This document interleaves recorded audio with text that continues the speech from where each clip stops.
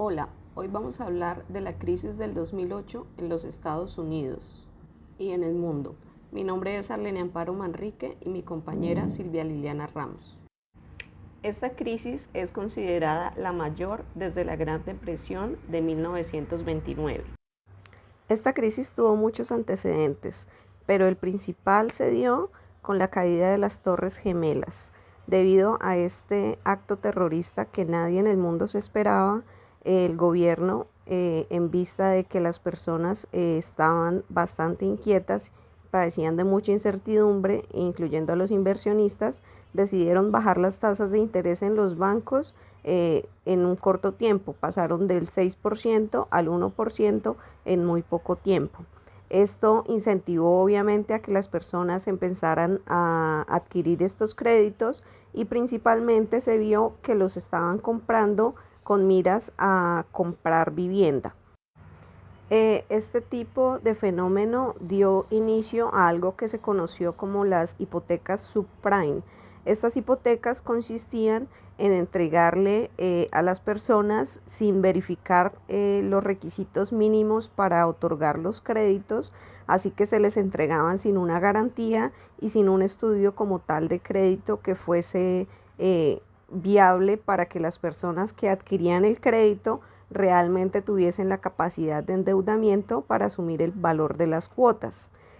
Una vez esto se dio, se volvió algo sistemático, pero el inconveniente con este tipo de hipotecas era que se estaban entregando con tasas de interés variables. En ninguno de los casos se dio una tasa de interés fija, ya que al ser hipotecas subprime, esa era la condición, que las personas no iban a poder acceder a una tasa de interés fija y por ende a una cuota fija mensual, sino que se iba a tener que someter a que si la tasa cambiaba y aumentaba, ellos iban a tener que tener el soporte para pagar una mayor cantidad de cuota mensual. Y los bancos, principalmente los bancos o los fondos de inversión, vieron la oportunidad de crear un nuevo servicio financiero. Este servicio consistía en hacer paquetes de las hipotecas que llamaron CDOs o en español, obligaciones colateralizadas por deudas. Lo que estos paquetes tenían en particular era que los bancos incluyeron dentro de ellos hipotecas que eran muy atractivas y tenían una gran rentabilidad debido a la variabilidad de los intereses y pues además si estaban respaldadas por una garantía o una prenda. Y dentro de esos paquetes también estaban las hipotecas subprime. Entonces, de esta manera lo que ellos hacían era que ensanduchaban las hipotecas subprime junto a otras hipotecas que sí tenían un buen respaldo. De esta manera se llevaron al mercado como títulos de valores y allí entran a participar otros involucrados dentro de esta crisis que fueron las entidades calificadoras. Estas entidades, al ver que dentro de los paquetes iban hipotecas muy bien estructuradas y con muy buena rentabilidad, les empezaron a dar una calificación AAA y AA, lo que eran las calificaciones más altas para los títulos valores. Por esta razón, las personas que las adquirieron en todo el mundo a través de la bolsa no tuvieron ninguna sospecha con respecto a ellas. Una vez puestas en la bolsa, la mayoría de mercados que accedieron a este tipo de títulos se encontraban en Europa, pero también hubo otros en todas partes del mundo. Por ende, cuando la crisis impactó a Estados Unidos, pues también lo hizo de una manera hacia otros países que habían adquirido este tipo de títulos. En Europa principalmente las personas que adquirieron este tipo de títulos decidieron asegurarlos. Estos seguros fueron conocidos como los CDS o en español las permutas de incumplimiento crediticio. Quiere decir que en el momento en que las personas que adquirieron una hipoteca no tuviesen el dinero para pagar las mismas, la aseguradora se iba a encargar de responderle al dueño del título por el valor del mismo. Este tipo de productos se prestó para que personas conocidas en el mercado como especuladores tuviesen una oportunidad de entrar a ser parte o involucrarse como los actores que vemos en esta crisis.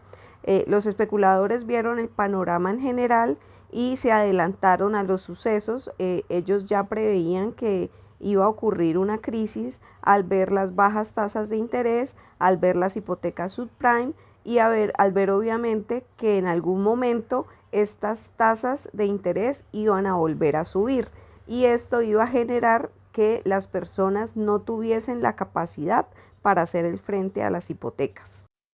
Así que lo que hicieron estas personas fue ofrecerle a las aseguradoras a comprar este tipo de permuta, pero lo hacían con una condición. Si las personas que habían adquirido las hipotecas sí hacían pagos de las mismas, entonces ellos, los especuladores que compraban las permutas, le pagarían a la aseguradora una prima por estos valores. Pero dado el caso de que las personas incumplieran con los pagos de los títulos de las hipotecas, entonces las aseguradoras tendrían que pagarle a los especuladores la misma prima. Las consecuencias de las hipotecas subprime y de las bajas tasas de interés se dio obviamente en que los precios de los inmuebles o de la finca raíz empezó a subir mucho, ya que la demanda como tal de estos era grande. Entonces los precios de estas casas se elevaron mucho más de los valores que estaban acostumbrados en el mercado, pero como la gente tenía acceso a las hipotecas, pues no les importaba e igual pagaba los precios que se pidieran por ellas. En el momento en que los intereses o las tasas de interés empezaron a subir, porque obviamente al haber tanto dinero en circulación, empezó a subir la inflación y el gobierno tuvo que tomar medidas. Estas medidas impactaron directamente en las tasas de interés, las cuales empezaron a subir. A las personas haber comprado viviendas en valores mucho más elevados que los acostumbrados en el mercado, y a las tasas de interés empezar a subir, pues las personas empezaron a dar cuenta que ya no tenían dinero para hacerle frente al pago de estas hipotecas. Al no tener dinero para hacerle frente, los bancos empezaron a embargar estas casas, pero las embargaban y las personas igual no tenían dinero para comprar las casas que habían estado embargadas y que salían a remate. Entonces todo esto se volvió una bola de nieve que al final terminó por explotar. De tal manera que los bancos ya no tenían liquidez debido a que las personas no estaban pagando las hipotecas. Esto impactaba directamente a los dueños de los títulos, los cuales obviamente acudieron a las aseguradoras en las cuales habían llevado sus permutas, y las aseguradoras entonces, al igual que los bancos, empezaron a verse sin liquidez, ya que tenían que responderle no solo a los dueños de los títulos por el incumplimiento de las personas que tomaron las hipotecas, sino que además tenían que pagarles a los especuladores que habían apostado a que las personas iban a incumplir con estos pagos. Entre las causas que generaron la crisis de 2008 se encuentran las fallas en la regulación, que generalmente no pedían tantos requisitos para otorgar los créditos a personas que lo necesitaran. Adicional está la crisis alimentaria mundial, que estaba generando caos en la economía de todos los países, y esto contribuía a que la gente se endeudara más para poder tener dinero y comprar alimentos. También se encuentra la sobrevaloración de los productos financieros, ya que la cotización en bolsa les daba prioridad y estaban enfocados en que eran las mejores empresas en ese momento. Adicional, estaba la subida del precio del petróleo por la invasión de Estados Unidos a Irak, que esto hizo que aumentaran más los costos en los países subdesarrollados.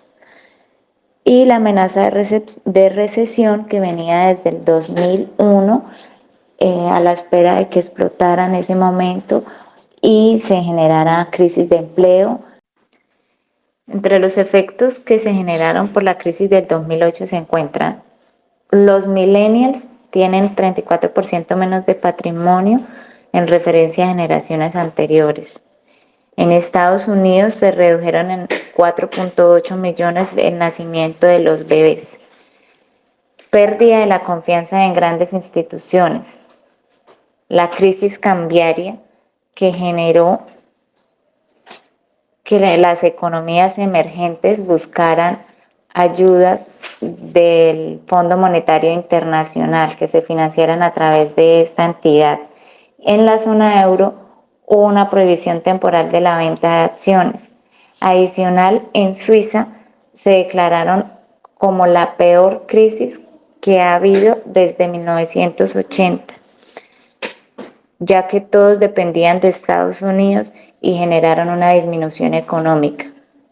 Rusia tuvo una caída del 10% en un día del petróleo y devaluación de su moneda. En Reino Unido también hubo una prohibición temporal de la venta de acciones. Adicional, en Estados Unidos, para octubre del 2009, aumentó la tasa de desempleo al 10.1, dando lugar a que las empresas grandes entrarán en iliquidez y quiebra. Dado que la crisis se había generado por el exceso de propiedades en dación de pago, esto generó la descapitalización de los acreedores y a su vez aumentó la iliquidez de las personas y las empresas. De esta manera se aumentó el desempleo. El gobierno tuvo que intervenir inyectando capital. Esto lo hizo la Reserva Federal, otorgando 85.000 millones de dólares para financiar a AIG, una de las aseguradoras más grandes del país, y así poder estabilizar el mercado. De igual manera, hicieron una disminución de las tasas de interés para que las empresas pudiesen encontrar la forma de solventarse y de esta manera empezar a aumentar la generación de empleo y contribuir a la estabilización de la economía. En cuanto a la situación actual, se puede destacar que, al igual que con la crisis del 2008, en estos momentos hay una burbuja inmobiliaria. Hay demasiada oferta y poca demanda de inmuebles de acuerdo a la cantidad que se está comprando.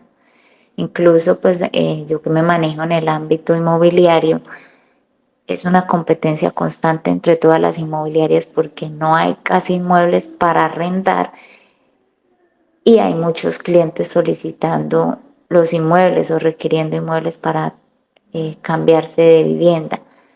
En Bucaramanga y Florida está muy complejo el tema y esto hace que los arriendos aumenten su valor comercial y estamos viendo que hay apartaestudios que superan el canon de 1.000.000 de pesos, que antes pues eso no se evidenciaba porque se arrendaban en 700 o 750.000 pesos. Y actualmente pues Estados Unidos ha dado indicios de una posible recesión nuevamente. Se puede ver que hay una inflación bastante alta y hace que se desestabilice el mercado global. A esto se le puede sumar pues la guerra que hay en Rusia y Ucrania y hace que aumenten los costos de materia prima en los países en vía de desarrollo que importan la mayoría de los insumos para la producción nacional.